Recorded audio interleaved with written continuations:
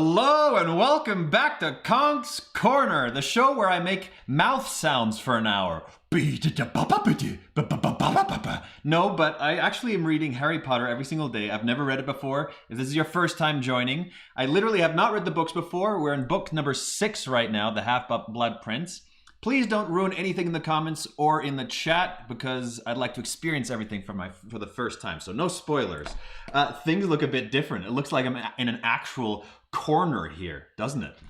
Like the lighting is weird, but this is my my parents' basement. I'm visiting my parents for about a week and a half. It's been very lovely. It's been so good spending time with them. It's, you know, excellent food at home, playing card games, you know, getting frustrated with each other during card games, but also laughing, all that wonderful jazz. I said I was going to read last Friday, but I didn't. And I might not some days this week because this is the only 1.5 weeks or 2 weeks that I've spent at my, I've seen my family since December. You know, who knows when the next time will be. So that's my priority. So I'll every day on the Discord, the link's below in the video link, I will tell you if I'll be reading that day. But if we're doing something with a family, I won't be saying, hey, bye-bye, I gotta go read now. So I'll be spending time with them, but hopefully reading every day, but maybe not. So check the Discord if you want to know. What are we saying? Aesthetic is low-budget self-tape for real estate mogul. Sound quality is pretty spit on. Did you bring a mic? Well, I brought a different mic that fits on the camera. So who knows? If it works well, good. Also with any of the sounds, if anything's not working, throw it in the chat and I'll let you know. You let me know and I'll let you know. No, I'll change it up. Actually, I should put putting the music on, hey? This is all an experiment. Because I also brought my Mac and it's very slow and old. So I don't know if it's gonna work out. And Papa Voth, I told them if they wanted to come down, they can and pop in and say hi. I don't know if they will, but I'll try force them next time. I'll try force them, so you get to meet my parents. Bye, family. The internet needs me, totally. Hi, Deborah. Okay, so last time we left off. Oh yeah, great chapters. Dumbledore met Kid Voldemort, aka Tom Riddle Jr. And what a character he is. I actually kind of like that character. I like him. I mean, of course he's an evil character. Of course he has negative qualities, but he's a lot of fun. He's a fun character.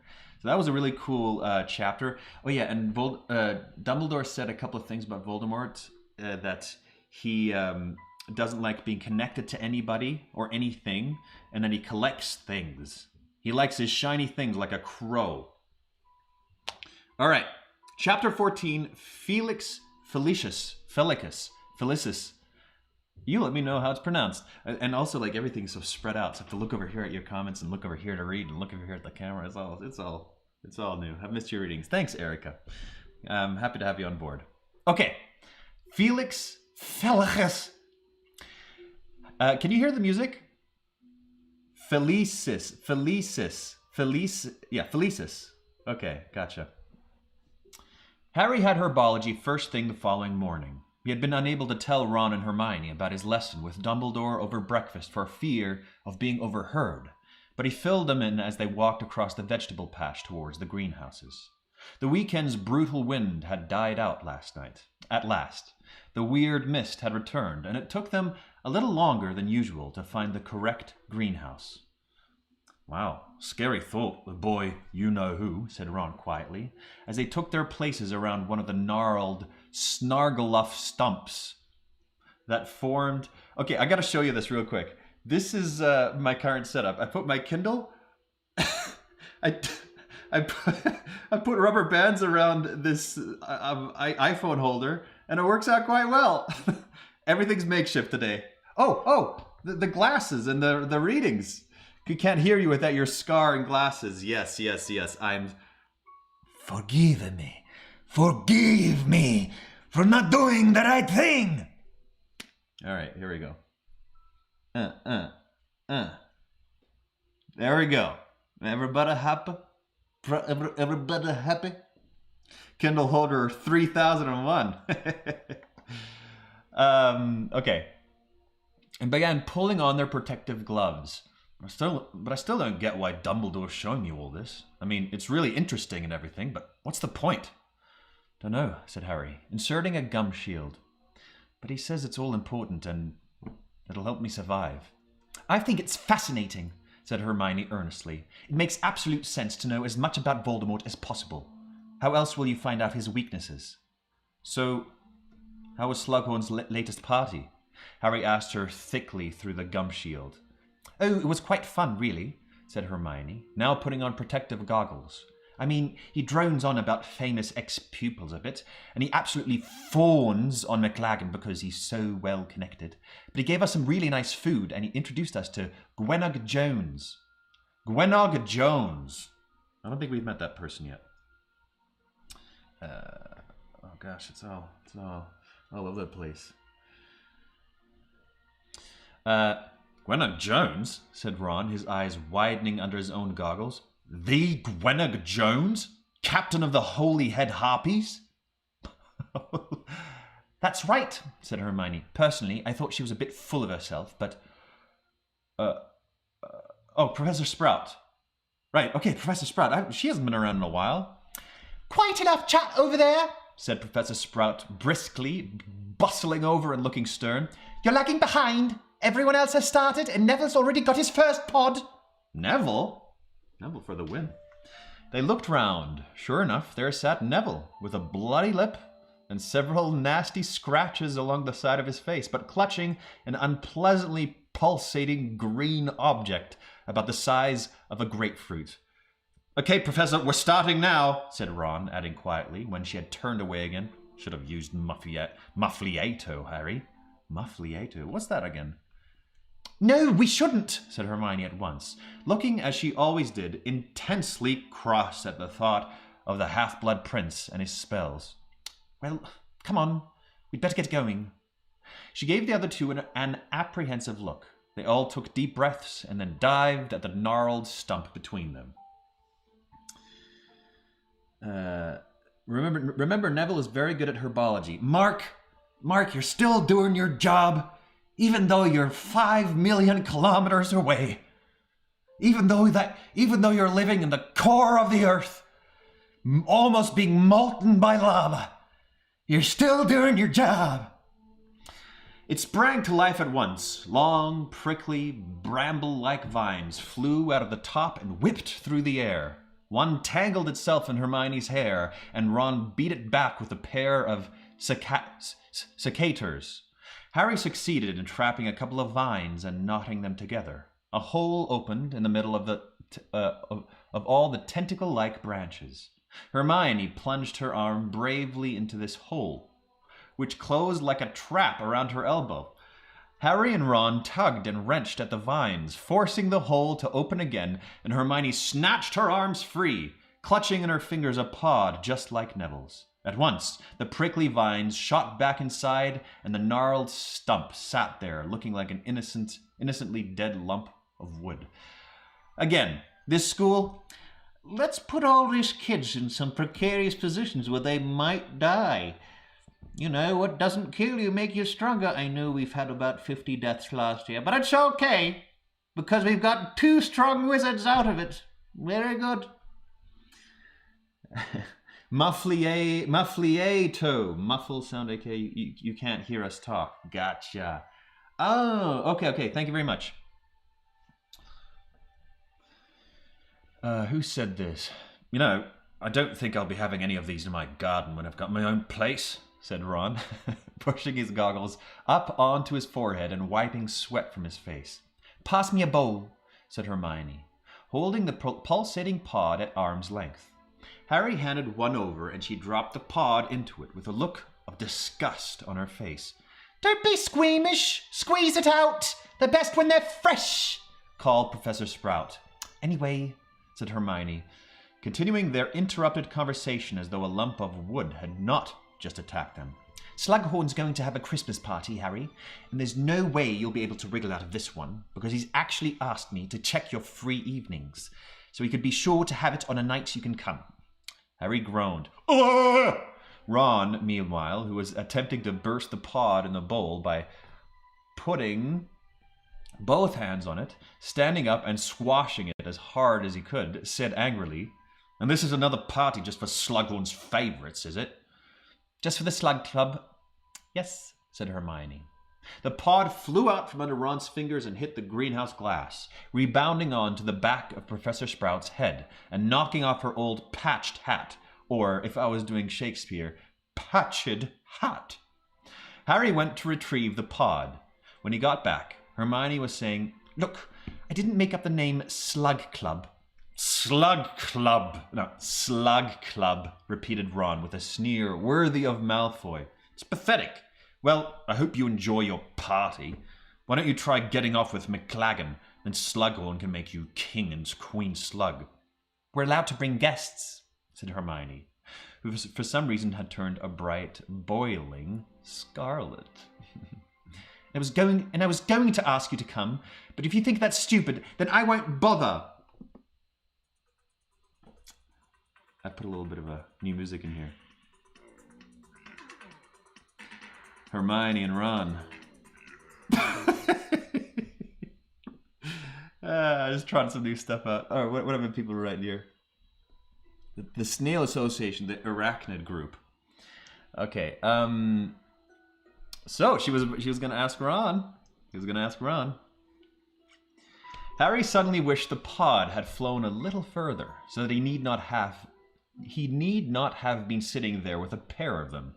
Unnoticed by either, he seized the bowl that contained the pod and began to try and open it by the noisiest and most energetic means he could think of. Unfortunately, he could still hear every word of their conversation. Oh, I gotta put on this one. Let me know if that's too loud. "You were going to ask me?" asked Ron in a completely different voice. "Yes," said Hermione angrily. "But obviously if you'd rather I got off with McLaggen." There was a pause while Harry continued to pound the resilient pod with the trowel. "No, I wouldn't," said Ron in a very quiet voice. "It's great. Okay, good." Harry missed the pod, hit the bowl, and it shattered. "Reparo," he said hastily, poking the pieces with his wand, and the bowl sprang back together again. The crash, however, appeared to have awoken Ron and Hermione to Harry's presence. Hermione looked flustered and immediately started fussing about for her copy of Flesh-Eating Trees of the World. "I know I put it here somewhere." To find out the correct way to juice Snargle-off pods. Ron, on the other hand, looked sheepish but also rather pleased with himself. All right, back to the regular. Not too loud. It's proper background music now. Okay. "Hand that over, Harry," said Hermione hurriedly. "It says we're supposed to puncture them with something sharp." Harry passed her the pod and the bowl. P-P-B. B.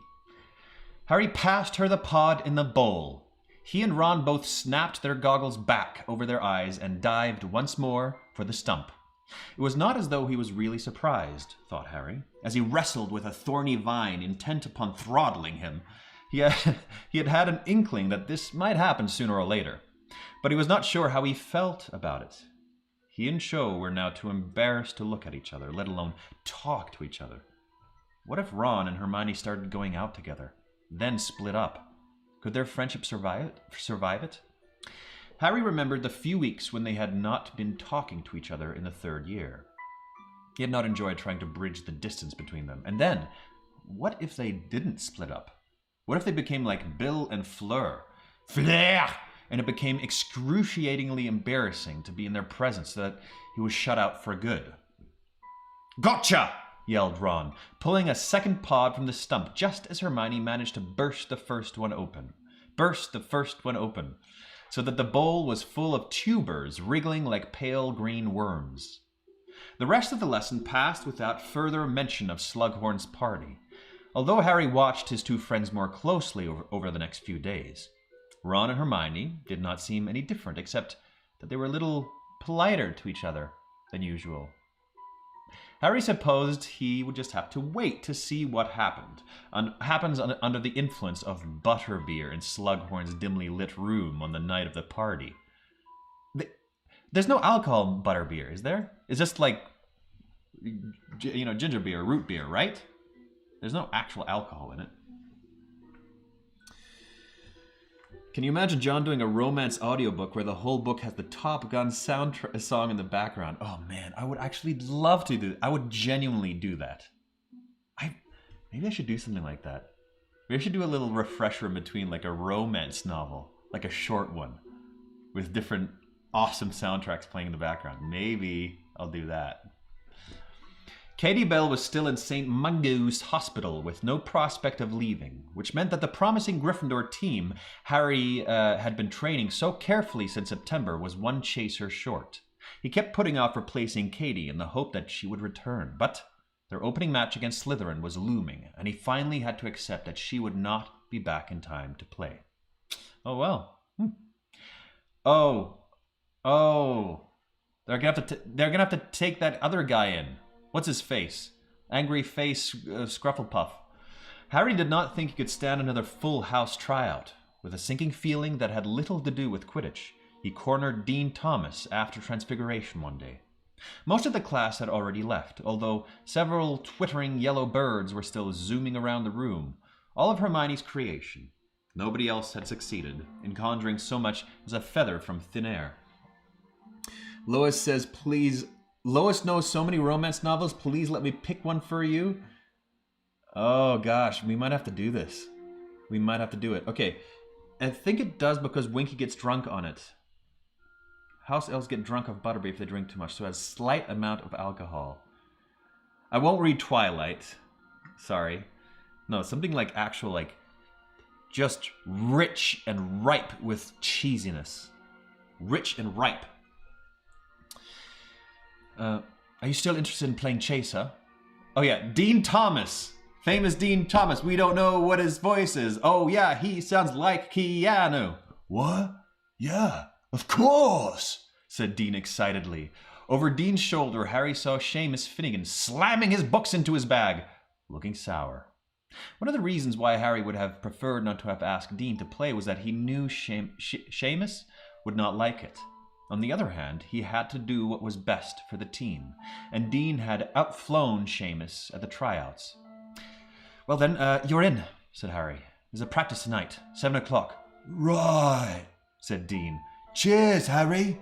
Blimey, I can't wait to tell Ginny. He sprinted out of the room, leaving Harry and Seamus alone together. An uncomfortable moment made no easier when a bird dropping landed on Seamus's head as one of Hermione's canaries whizzed over them. It was a joke. Okay, gotcha, Melchurl. Oh, man. Of course, it's a bird. Took a shit on his head.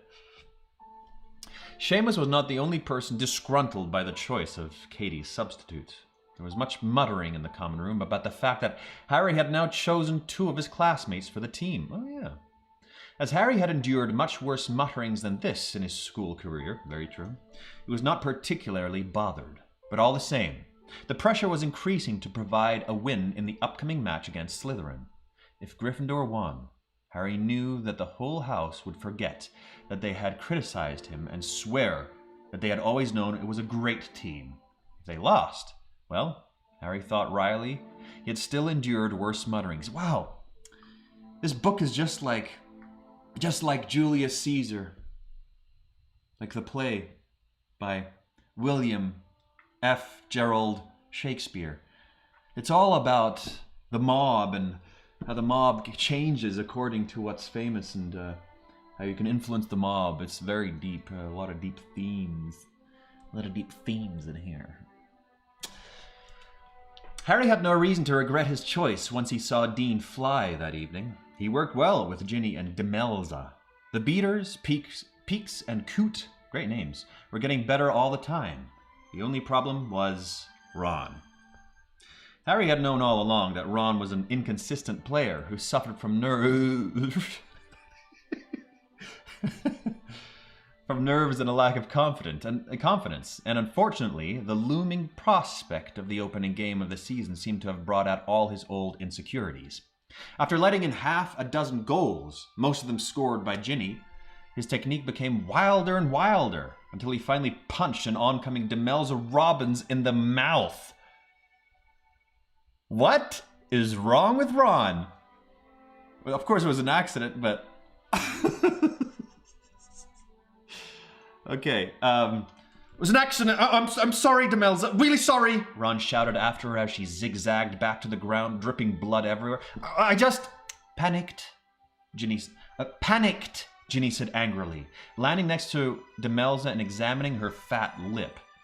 You prat, Ron. Look at the state of her. I can fix that, said Harry, landing beside the two girls, pointing his wand at Demelza's mouth and then kissing her.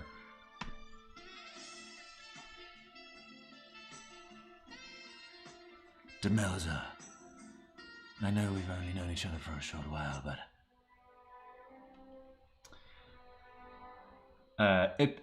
pointing at her mouth and saying, Episky. And Ginny, don't call Ron a prat. You're not the captain of this team. Ooh, putting his foot down. Well, you seem to be, you seem too busy to call him a prat, and I thought someone should. Harry forced himself not to laugh. In the air, everyone. Let's go. Overall, it was one of the worst practices they had all term. Though Harry did not feel that honesty was the best policy when they were this close to the match. 80 songs is where it's at. It's where it's at. Good work, everyone. I think we'll flatten Slytherin, he said bracingly, and the chasers and beaters left the changing room looking reasonably happy with themselves. Played like a sack of dragon dung, said Ron in a hollow voice when the door had swung shut behind Ginny. No, you didn't, said Harry firmly. You're the best keeper I tried out, Ron. Your only problem is nerves. He kept up a relentless flow of encouragement all the way back to the castle, and by the time they reached the second floor, Ron was looking marginally more cheerful. When Harry pushed open the tapestry to take their usual shortcut up to Gryffindor Tower, however, they found themselves looking at Dean and Ginny, who were locked in a close embrace and kissing fiercely. Oh, Dean.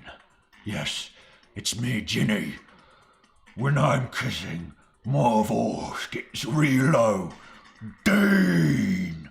I'm so happy you made the team, Dean! Things got out of hand. It was as though something large and scaly erupted to life in Harry's stomach, clawing at his insides. Hot blood seemed to flood his brain, so that all thought was extinguished, replaced by a savage urge to jinx Dean into a jelly. Wrestling with this sudden madness, he heard Ron's voice as though from a great distance away. Dean and Ginny broke apart and looked around. What? Said Ginny. I don't want to find my own sister snogging people in public.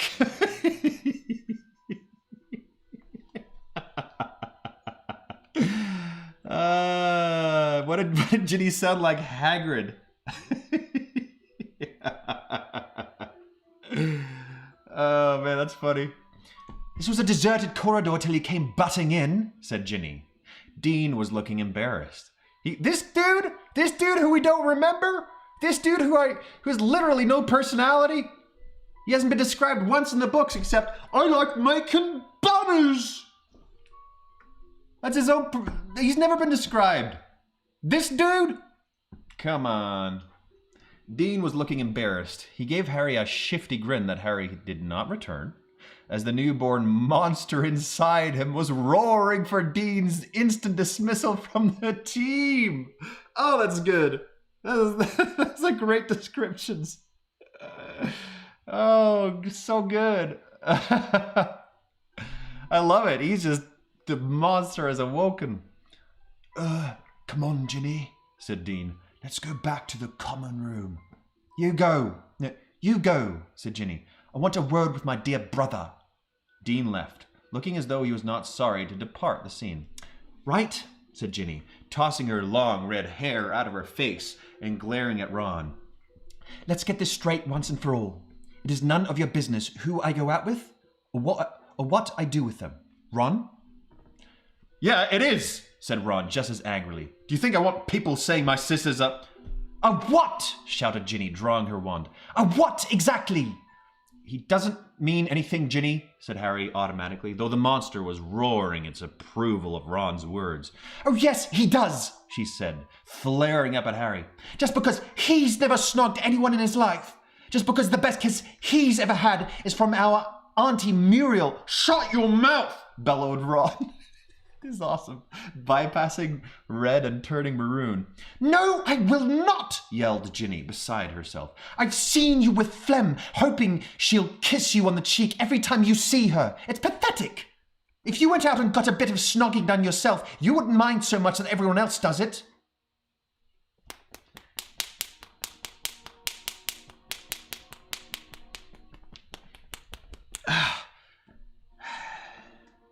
Dean is cool. Dean supports Premier League soccer. Dean is not Keanu. Keanu would never touch a woman. Team Ginny. Tell your brother smile. Tell your brother smile? I don't know what that means. All right. Oh, that was good. That was good, Ginny. Good comeback. Ron had pulled out his wand too. Harry stepped swiftly between them. You don't know what you're talking about, Ron roared, trying to get a clear shot at Ginny around Harry, who was now standing in front of her with his arms outstretched. Just because I don't do it in public! Ginny screamed with derisive laughter, trying to push Harry out of the way. She's a maniac. He's like, been kissing Pig Witchin', have you? Or have you got a picture of Auntie Muriel stashed under your pillow? You! A streak of orange light flew under Harry's left arm and missed Ginny by inches. Harry pushed Ron up against the wall. Don't be stupid.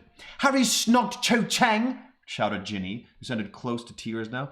And Hermione snogged Victor Crumb. It's only you who act like it's something disgusting, Ron. And it's because you've got about as much experience as a 12-year-old. And with that, she stormed away. Harry quickly let go of Ron. The look in his face was murderous. They both stood there, breathing heavily, until Mrs. Norris Filch's cat appeared around the corner, which broke the tension. Yikes, what a fight, huh? Oh man, that was a fight and a half, huh? It's good. I totally didn't think about, families, wizards who can do magic. When they have fights, they use magic against each other? Like, not just fisticuffs, it's like you're actually trying to kill the person. Come on, said Harry, as the sound of Filch's shuffling feet reached their ears. They hurried up the stairs and along a 7th-floor corridor. Oi, out of the way! Ron barked at a small girl who jumped in fright and dropped a bottle of toad spawn. Harry hardly noticed the sound of shattering glass. He felt disorientated, dizzy. Being struck by a lightning bolt must be something like this. It's just because she's Ron's sister, he told himself. You just didn't like seeing her kissing Dean because she's Ron's sister. Yeah, right, Harry, keep telling yourself that. But unbidden into his mind came an image of that same deserted corridor with himself kissing Ginny instead. The monster in his chest purred, but then he saw Ron ripping open... Somebody said Ron's a late bloomer. So was I. First girl I kissed was when I was 17. Or 17 or 18 or something like that. But then he saw Ron tripping open the tapestry curtain and drawing his wand on Harry, shouting things like, "Betrayal of trust, supposed to be my friend." Do you think Hermione did snog Crumb? Ron asked abruptly as they approached the fat lady. Harry gave a guilty start and wrenched his imagination away from a corridor in which no Ron intruded, in which he and Ginny were quite alone. Oh my gosh. No unforgivable curses during sibling battle. We still have rules, John. What? He said, what? He said confusedly. The honest answer was yes, but he did not want to give it. However, Ron seemed to gather the worst from the look on Harry's face. Dillygrout, he said darkly to the fat lady, and they climbed through the portrait hole into the common room. Neither of them mentioned Ginny or Hermione again. Indeed, they barely spoke to each other that evening and got into bed in silence, each absorbed in his own thoughts. Harry lay awake for a long time, looking up at the canopy of his four-poster and trying to convince himself that his feelings for Ginny were entirely older brotherly. They had lived, had they not, like brother and sister all summer, playing Quidditch, teasing Ron, and having a laugh about Bill and Flem. He had known Ginny for years now. It was natural that he should feel protective. Natural that he should want to look out for her, want to rip Dean limb from limb for kissing her. No, he would have to control that particularly brotherly feeling. Ron gave a great grunting snore. She's Ron's sister, Harry told himself firmly. Ron's sister. She's out of bounds. He would not risk his friendship with Ron for anything. That's really nice. That's nice. He punched his pillow into a more comfortable shape and waited for sleep to come, trying his utmost not to allow his thoughts to stray anywhere near Ginny, you naughty boy. Harry awoke next morning, feeling slightly dazed and confused by a series of dreams in which Ron had chased him with a beater's bat, but by midday he would have happily exchanged the dream Ron for the real one, who was not only cold-shouldering Ginny and Dean, but also treating a hurt and bewildered Hermione with an icy, sneering indifference. Ron gets in these moods. He's not good with feelings, huh? He's not great with feelings. What was more, Ron seemed to have become, overnight, as touchy and ready to lash out as the average blast-ended Scroot. Harry spent the day attempting to keep the peace between Ron and Hermione, with no success. Finally, Hermione departed for bed in high dudgeon, and Ron stalked off to the boys' dormitories, after swearing angrily at several frightened first-years for looking at him.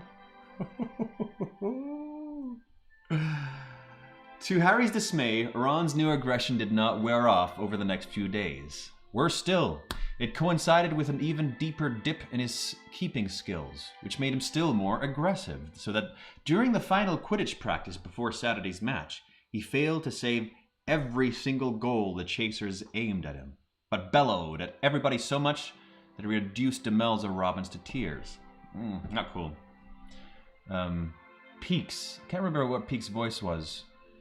You shut up and leave her alone! Shouted Peaks, who was about 2/3 Ron's height, though admittedly carrying a heavy bat. Enough! Bellowed Harry, who had seen Ginny glowering in Ron's direction and remembering her reputation as an accomplished caster of the bat bogey hex, soared over to intervene before things got out of hand. Peaks, go and pack up the bludgers. Demelza, pull yourself together. You played really well today. Ron? He waited until the rest of the team were out of earshot before saying, You're my best mate, but carry on treating the rest of them like this, I'm going to kick you off the team. He really thought for a moment that Ron might hit him. But then something much worse happened. Ron seemed to sag on his broom. All the fight went out of him, and he said, I resign. I'm pathetic. You're not pathetic, and you're not resigning, said Harry fiercely, seizing Ron by the front of his robes. You can save anything when you're on form. It's a mental problem you've got. You calling me mental? Yeah, maybe I am. They glared at each other for a moment. Then Ron shook his head wearily. Man, Ron's like a drunk when he's like this. He's just like, I'm the worst. Oh, yeah, cool. He's like a drunk. I know you haven't got any time to find another keeper, so I'll play tomorrow. But if we lose, and we will, I'm taking myself off the team. Nothing Harry said made any difference. He tried boosting Ron's confidence all through dinner, but Ron was too busy being grumpy and surly with Hermione to notice. Harry persisted in the common room that evening, but his assertion that the whole team would be devastated if Ron left was somewhat undermined by the fact that the rest of the team was sitting in a huddle in a distant corner, clearly muttering about Ron and casting him nasty looks. Finally, Harry tried getting angry again in the hope of provoking Ron into a defiant and hopefully goal-saving attitude, but this strategy did not appear to work any better than encouragement. Ron went to bed as dejected and hopeless as ever. He just needs... I mean, it's not Hermione's responsibility, but what he needs is just like another inkling that Hermione likes him or something like that. Then he'll be like, oh, I can play. Harry lay awake for a very long time in the darkness. He did not want to lose the upcoming match. Not only was it his first as captain, but he was determined to beat Draco Malfoy at Quidditch, even if he could not yet prove his suspicions about him. Yet, if Ron played as he had done in the last few practices, their chances of winning were very slim. If only there was something he could do to make Ron pull himself together. Make him play at the top of his form. Something that would ensure that Ron had a really good day. Uh-oh. Oh no. I know what he's going to do. He's going to use that potion. And the answer came to Harry in one sudden glorious stroke of inspiration. Breakfast was the usual excitable affair next morning. The Slytherins hissed and booed loudly as every member of the Gryffindor team entered the great hall. Harry glanced at the ceiling and saw a clear, pale blue sky. A good omen. The Gryffindor table, a solid mass of red and gold, cheered as Harry and Ron approached. Harry grinned and waved. Ron grimaced weakly and shook his head. Cheer up, Ron, called Lavender. I know you'll be brilliant. Ron ignored her. Tea? Harry asked him. Coffee? Pumpkin juice? Anything, said Ron glumly, taking a moody bite of toast. A few minutes later, Hermione, who had become so tired of Ron's recent unpleasant behavior that she had not come down to breakfast with them, paused on her way up to the table. How are you both feeling? She asked tentatively, her eyes on the back of Ron's head. Fine, said Harry, who was concentrating on handing Ron a glass of pumpkin juice. There you go, Ron. Drink up. Ron had just raised the glass to his lips when Hermione spoke sharply. Don't drink that, Ron! Both Harry and Ron looked up at her. Why not? Said Ron. Hermione was now staring at Harry as though she could not believe her eyes. You just put something in that drink. Excuse me, said Harry. You heard me. I saw you. You just tipped something into Ron's drink. You've got the bottle in your hand right now. I don't know what you're talking about, said Harry, stowing the little bottle hastily in his pocket. Ron, I warn you, don't drink it, Hermione said again, alarmed. But Ron picked up the glass, drained it in one, and said, Stop bossing me around, Hermione. She looked scandalized. Bending low so that Harry could hear her, she hissed. Oh, see, alliteration. She loves writing in alliteration. Harry could hear her, she hissed. That's like a whisper. Harry could hear her, she hissed. You should be expelled for that. I'd never have believed it of you, Harry. Hark who's talking. Hark, he whispered back. Confounded anyone lately? It's true. She stormed up the table away from them. Harry watched her go without regret. Hermione had never really understood what a serious business Quidditch was. It's just, I'm probably going to, I'm going to piss off a lot of sports fans. I like watching sports, but how serious you all get about it, it's literally just people kicking around a ball and throwing a ball. He then looked around at Ron, who was smacking his lips. Nearly time, said Harry blithely. The frosty grass crunched underfoot as they strode down to the stadium. Pretty lucky the weather's this good, eh? Harry asked Ron. Oh, that's Harry. Yeah, said Ron, who was pale and sick-looking. Ginny and Demelza were already wearing their Quidditch robes and waiting in the changing room. Team John. Thanks. Conditions look ideal, said Ginny, ignoring Ron. Guess what? That Slytherin chaser, Vasey, he took a bludger in the head yesterday during their practice, and he's too sore to play. And even better than that, Malfoy's gone off sick too. What? Said Harry, wheeling around to stare at her. He's ill? What's wrong with him? No idea, but it's great for us, said Ginny brightly. They're playing Harper instead. He's Maya, and he's an idiot. Harry smiled vaguely back, but as he pulled on his scarlet robes, his mind was far from Quidditch. Malfoy had once before claimed he could not play due to injury, but on that occasion he had made sure the whole match was rescheduled for a time that suited the Slytherins better. Why was he now happy to let a substitute go on? Was he really ill, or was he faking?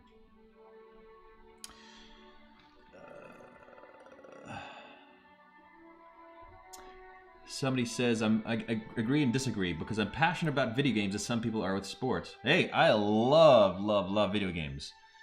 But I will never, I don't know, get angry with with people that it affect my life and how somebody chases a ball or shoots somebody in a game. Fishy, isn't it? He said in an undertone to Ron. Malfoy not playing? Lucky I call it, said Ron, looking slightly more animated. And Vasey off too. He's their best goal scorer. I didn't fancy... Hey! He said suddenly, freezing halfway through pulling on his keeper's glove and staring at Harry. What? You! Ron had dropped his voice. He looked both scared and excited. My drink. My pumpkin juice. You didn't. Harry raised his eyebrows but said nothing except, "We'll be starting in about 5 minutes. You'd better get your boots on." They walked out on the pitch to tumultuous roars and boos. One end of the stadium was solid red and gold, the other a sea of green and silver. Many Hufflepuffs and Ravenclaws had taken sides, too, amidst all the yelling and clapping. Harry could distinctly hear the roar of Luna Lovegood's famous lion-topped hat. Oh, that's so awesome. By the way, I just thought of something.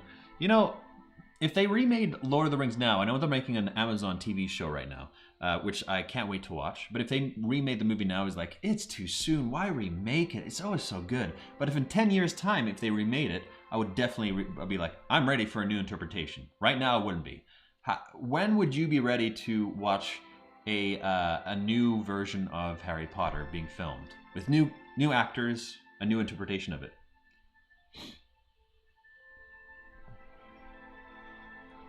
All right.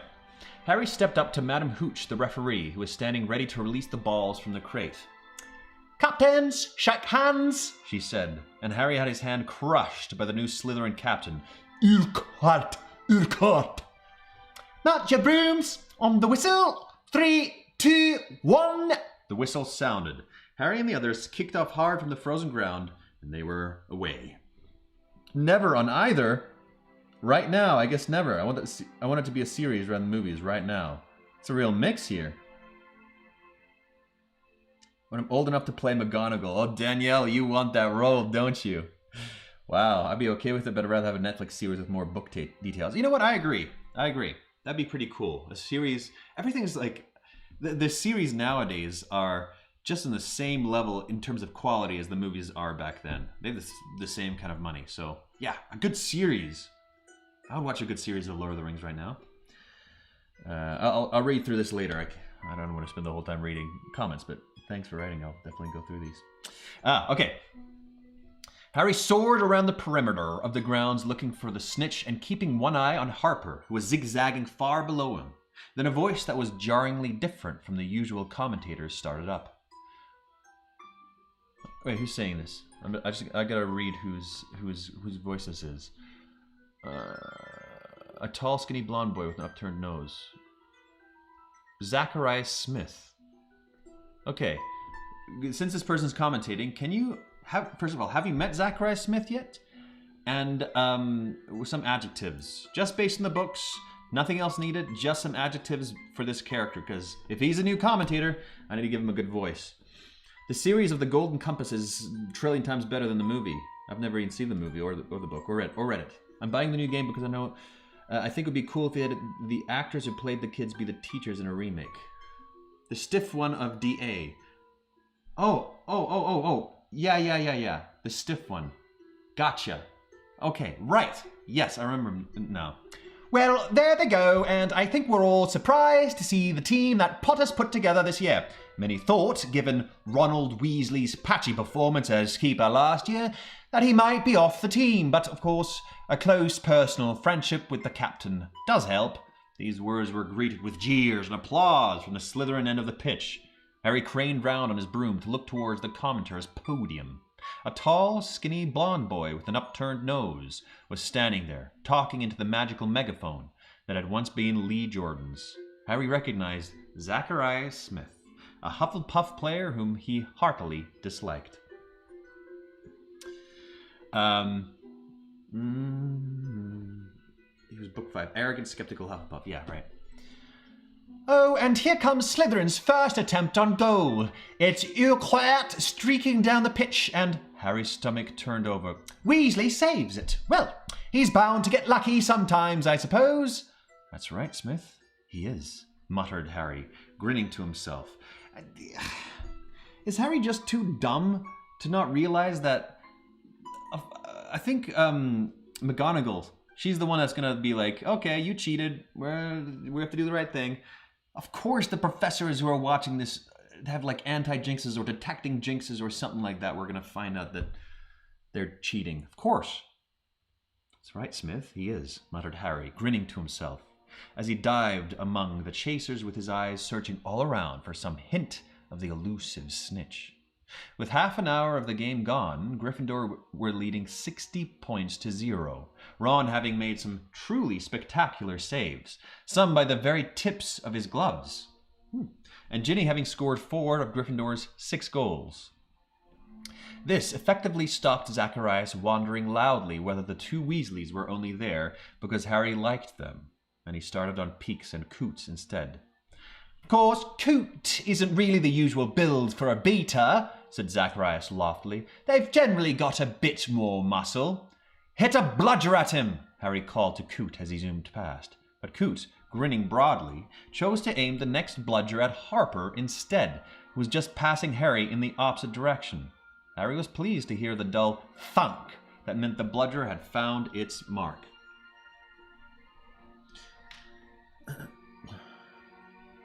It seemed as though Gryffindor could do no wrong. Again and again they scored, and again, at the other end of the pitch, Ron saved goals with apparent ease.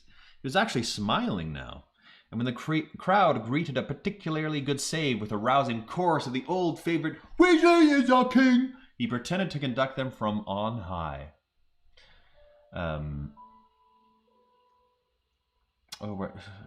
Thinks he's Harper. I forget.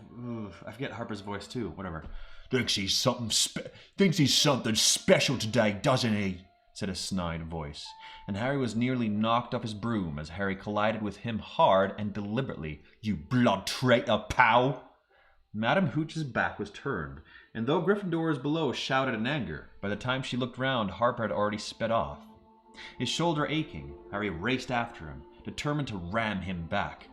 And I think Harper of Slytherin's seen a snitch, said Zacharias Smith through his megaphone. Yes, he's certainly seen something Potter hasn't. Smith really was an idiot, thought Harry. Hadn't he noticed them collide? But next moment his stomach seemed to drop out of the sky. Smith was right, and Harry was wrong. Harper had not sped upwards at random. He had spotted what Harry had not. This snitch was speeding along high above them, glinting brightly against the clear blue sky.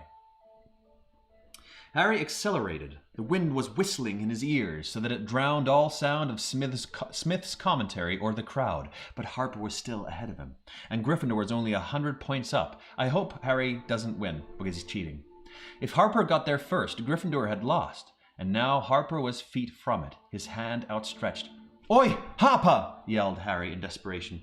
How much did Malfoy pay you to come on instead of him? He did not know what made him say it, but Harper did a double take. He fumbled the snitch, let it slip through his fingers, and shot right past it.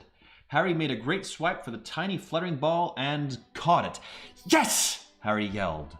Wheeling around, he hurtled back towards the ground, the snitch held high in his hand. As the crowd realized what had happened, a great shout went up that almost drowned the sound of the whistle that signaled the end of the game. Ginny, where are you going? Yelled Harry, who found himself trapped in the midst of a mass mid-air hug with the rest of the team. But Ginny sped right on past them until, with an almighty crash, she collided with the commentator's podium. As the crowd shrieked and laughed, the Gryffindor team landed beside the wreckage of wood under which Zacharias was feebly stirring. Harry heard Ginny saying blithely to an irate Professor McGonagall, "Forgot to break, Professor. Sorry." Laughing, Harry broke free from the rest of the team and hugged Ginny, but let go very quickly. Avoiding her gaze, he clapped a cheering Ron on the back instead, all enmity forgotten. The Gryffindor team left the pitch arm in arm, punching the air and waving to their supporters. The atmosphere in the changing room was jubilant. Party up in the common room, Seamus said, yelled Dean exuberantly. Come on, Ginny, Demelza. Ron and Harry were the last two in the changing room. They were just about to leave when Hermione entered. She was twisting her Gryffindor scarf in her hands and looked upset but determined.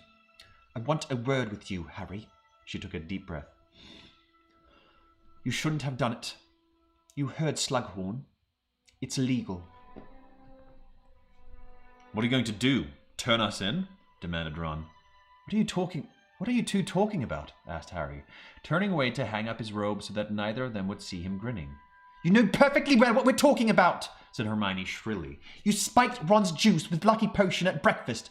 Felicis. "No, I didn't," said Harry, turning back to face them both. "Yes, you did, Harry. And that's why everything went right. There were Slytherin players missing and Ron saved everything." "I didn't put it in," said Harry, now grinning broadly. He slipped his hand inside his jacket pocket and drew out the tiny bottle that Hermione had seen in his hand that morning. It was full of golden potion, and the cork was still tightly sealed with wax. "I wanted Ron to think I'd done it, so I faked it when I knew you were looking." He looked at Ron.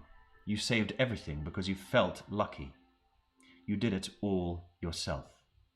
He pocketed the potion again. Not yet pocketed it. "There really wasn't anything in my pumpkin juice," Ron said, astounded. "But the weather's good, and Vaisy couldn't play. I honestly haven't been given Lucky Potion?" Harry shook his head. Ron gaped at him for a moment, then rounded on Hermione, imitating her voice. "You added Felix Felicis to Ron's juice this morning. That's why he saved everything." "See? I can save goals without help, Hermione." "I never said you couldn't. Ron, you thought you'd been given it too." But Ron had already strode past her out of the door with his broomstick over his shoulder. "Man, really?"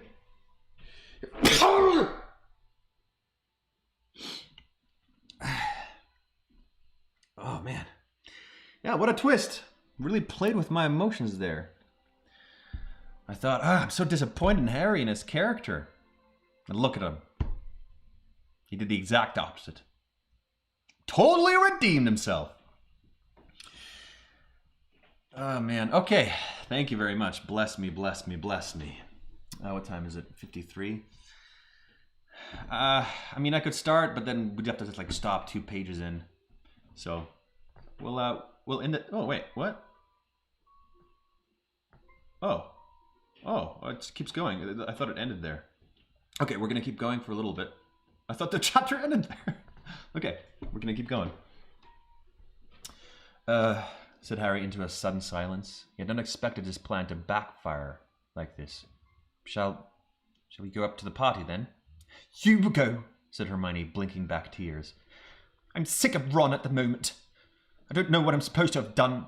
And she stormed out of the changing room too. Yeah, that's true. He's been a real prat to her. Harry walked slowly back up the grounds towards the castle through the crowd, many of whom shouted congratulations at him, but he felt a great sense of letdown. He had been sure that if Ron won the match, he and Hermione would be friends again immediately. He did not see how he could possibly explain to Hermione that what she had done to offend Ron was kiss Victor Crumb, not when the offense had occurred so long ago. Harry could not see Hermione at the Gryffindor celebration party, which was in full swing when he arrived. Renewed cheers and clapping greeted his appearance, and he was soon surrounded by a mob of people congratulating him, what with trying to shake off the Creevy brothers, who wanted a blow-by-blow match analysis, and the large group of girls that encircled him, laughing at his least amusing comments and batting their eyelids. It was some time before he could try and find Ron. At last, he extricated himself from Romilda Vane, who is hinting heavily that she would like to go to Slughorn's Christmas party with him. As he was ducking towards... Uh-oh. This is going to drive a big rift between him and Hermione. I mean, good for you, Ron. But also... Oh, did the video stop? Are we back? Oh. Video stopped. Oh, okay. Well, oh, it's back now. All right. Okay, good. We're back. That's what happens with this internet here. It's all new. It's all new. Well, can I read what again? Where did we stop? You are back. Okay. I read the part. Harry looked at the corner she was indicating. There, in full view of the whole room, stood Ron, wrapped so closely around Lavender Brown, it was hard to tell whose hands were whose. So, yeah, he's, I mean, you know, I'm happy for Ron. It's good on him. But also, this is going to be a big fight, or just basically silence between him and Hermione. So basically the thing that Harry was afraid of is going to happen. Thank you, Erica. Erica says I do a good job. That's very nice of you. Can you reread a little bit, please?